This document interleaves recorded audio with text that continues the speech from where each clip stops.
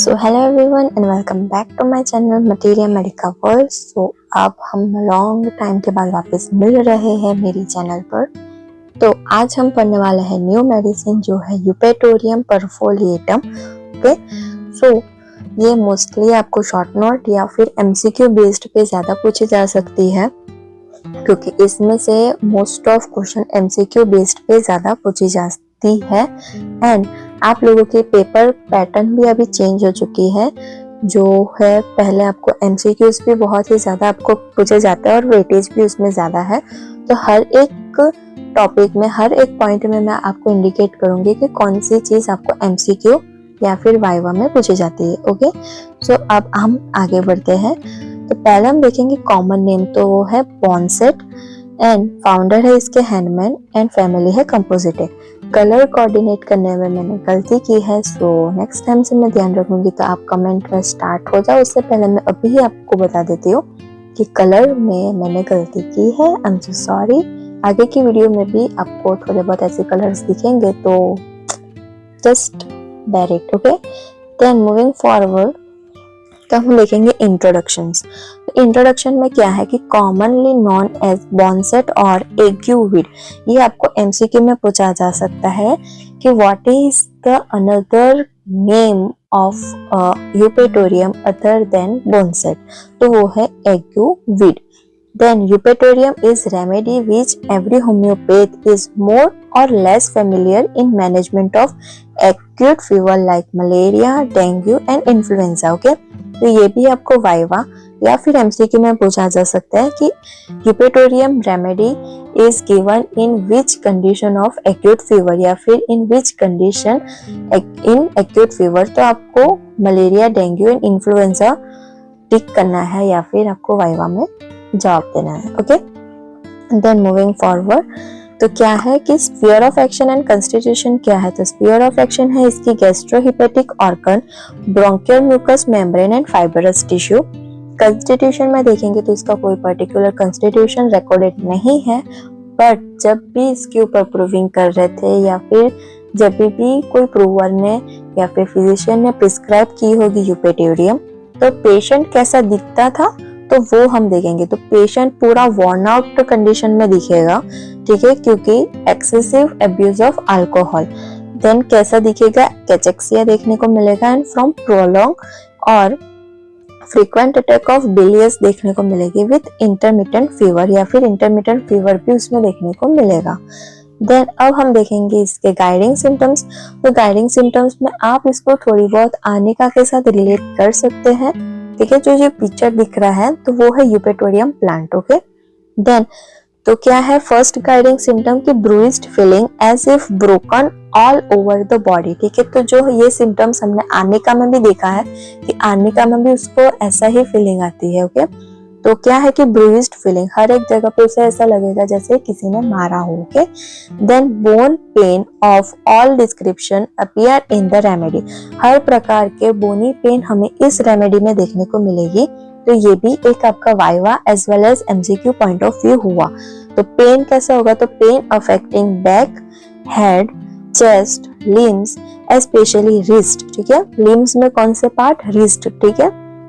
तो क्या होगा कि उसको ऐसे फील होगा कि जैसे वो डिसलोकेट हो चुके हैं, भले वो है अपनी जगह पे ही, पर उसे ऐसे लगेंगे कि जैसे वो डिसलोकेट हो चुका है, तो वो इस हिसाब से उसको पेन होगा।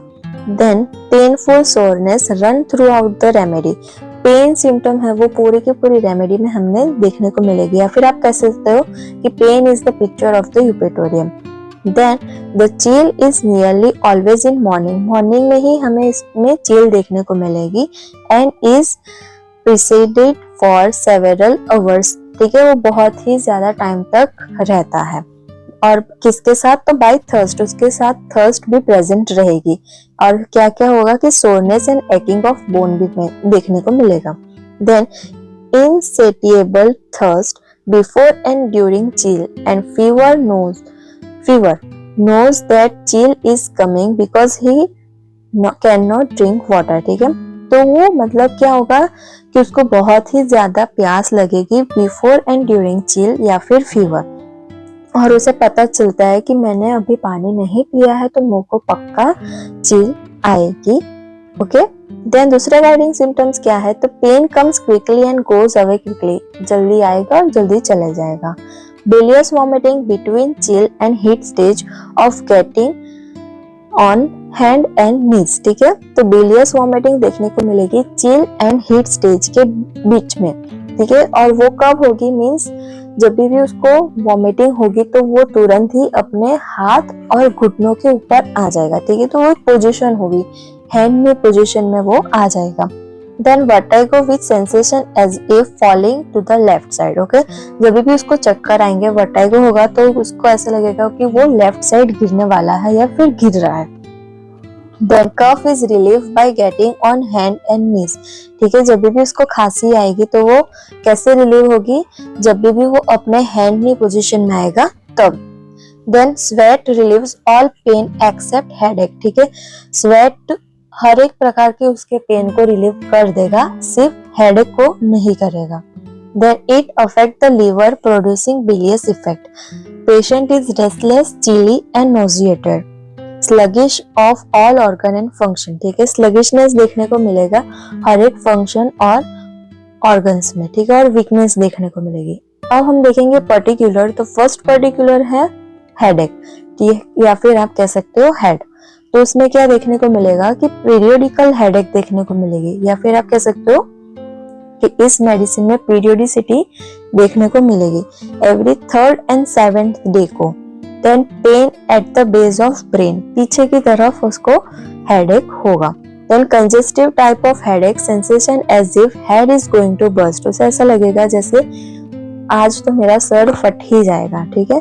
Then throbbing pain in the head, pressure as if cap of lead pressed over the whole skull, ठीक है। उसे ऐसा लगेगा जैसे मेटल का कोई पीस या फिर मेटल की कैप उसके सर के अंदर कोई दबा के डाल रहा हो, वैसे उसको पेन होगा, थ्रोबिंग पेन, ठीक है। Extreme soreness of head, aggravation lying down.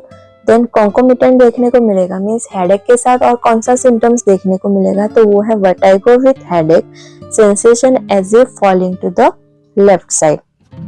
दूसरे कौन से सिम्टम्स है हेडेक के, तो sore throbbing pain in occiput after lying down with the sense of weight, ठीक है। जो बेस ऑफ ब्रेन था उसको हम थोड़ा और इलेबोरेट करेंगे, तो वो हो गया ऑक्सीपुट, ठीक है।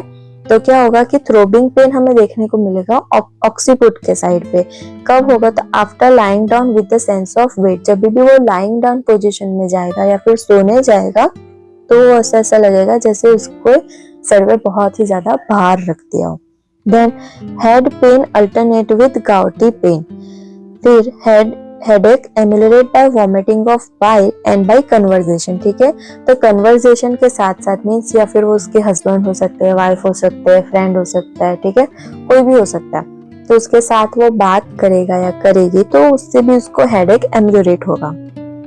Then lifts head with hand during headache, ठीक है। जब भी उसको हेडेक होगा तो उसको अपना सर हाथों से उठाना पड़ेगा, फिर जाके उसको थोड़ी बहुत शांति मिलेगी। देन रेस्पिरेटरी सिम्टम, तो उसमें हम देखेंगे कफ। तो कफ कैसा होगा, क्रॉनिक टाइप का होगा और लूज कफ देखने को मिलेगा विथ कोराइजाइन स्नीजिंग।